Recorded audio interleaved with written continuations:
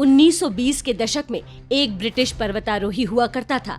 नाम था George Malorie. George Malorie ने 3 बार माउंट एवरेस्ट पर चढ़ने का प्रयास किया। हर बार वो असफल रहा। ये वो दौर था जब कोई भी इंसान एवरेस्ट पर जीत हासिल नहीं कर सकता था। मेलोरी पर एवरेस्ट पर चढ़ाई करने का भूत सवार था। जब पूछा गया कि क्यों बार बार एवरेस्ट पर चढ़ने की कोशिश कर रहे हो, तो उसने उत्तर दिया, बिकॉज इट्स देयर, क्योंकि वो मौजूद है। भारत और सनातन सभ्यता को लेकर मुसलमानों को जो कीड़ा काटता रहता है, उसे इसी नजरिए से देखना जरूरी है। इस्लाम दुनिया को 2 विरोधी खेमों में देखता है, दारुल इस्लाम और दारुल हर्ब। पहला खेमा अल्लाह के आगे सर झुकाता है और दूसरा खेमा उनके अल्लाह को नहीं मानता। अल्लाह को नहीं मानना यानी एक काल्पनिक अल्लाह का गुलाम बनने को इनकार कर देना। कोई जरूरी नहीं है कि आपने उन पर आक्रमण किया हो या आपका उनसे कोई झगड़ा हो। ये एक तरफा सिद्धांत है। यहाँ हिंसा की धमकी को ही दैवीय आदेश बता दिया गया है।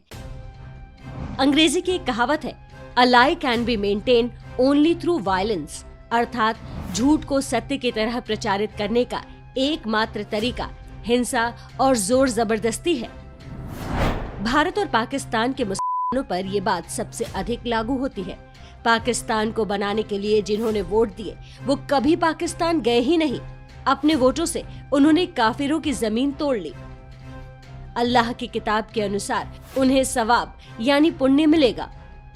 अब और जमीन तोड़ने के लिए उन्हें वोटों के साथ बेटों की भी जरूरत थी, तो पूरा जोर आबादी बढ़ाने पर है, चाहे लोगों को बहला फुसलाकर, पैसे देकर या अपनी औरतों को बच्चे पैदा करने की मशीन में बदलकर। माउंट एवरेस्ट एक पर्वत है, वो अपनी जगह स्थिर और अचल है।